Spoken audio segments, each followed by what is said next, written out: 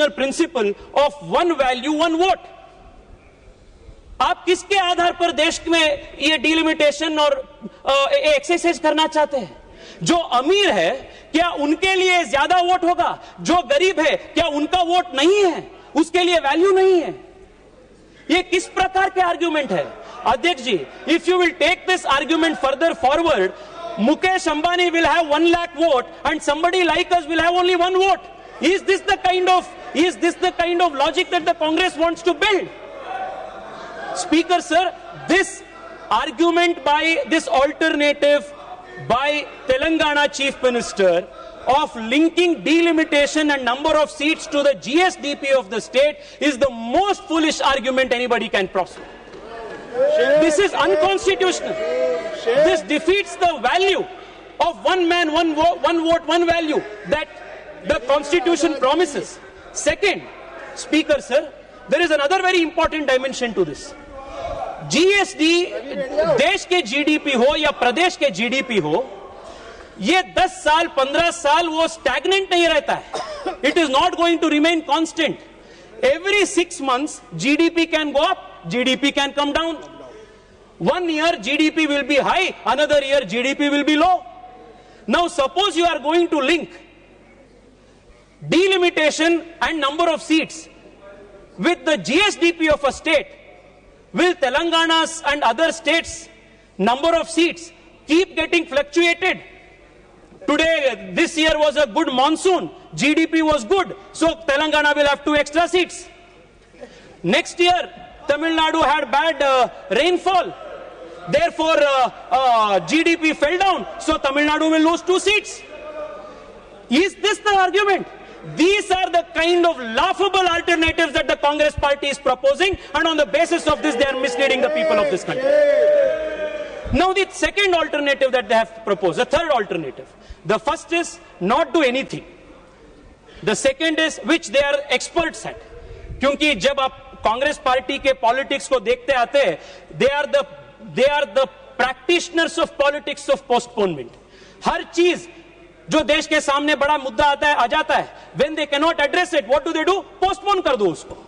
That is their first reaction. Their first proposal is postpone it, कुछ मत करो, इसको freeze करो, which is unconstitutional. Second, the Telangana CM's proposal linking GSDP to number of seats, which again, like I demonstrated, Speaker sir, is the most ludicrous argument. Third argument that they have given, that I read Honorable member, learned friend Shashi Tharoor ji has made. He has said that there should be a digressive proportionality model as per the European Union Parliament. Now, while this to Shashi ji's nature sounds very sophisticated, actually does not make sense in the Indian context. Because the moment you are going to introduce this principle of digressive proportionality, it once again violates the principle of one man, one vote, one value. Second, larger states in the south of India, like Tamil Nadu, like Karnataka, which are today the 6th most populous state, 8th most populous state in the country, are going to again get a raw deal because of this digressive proportionality argument.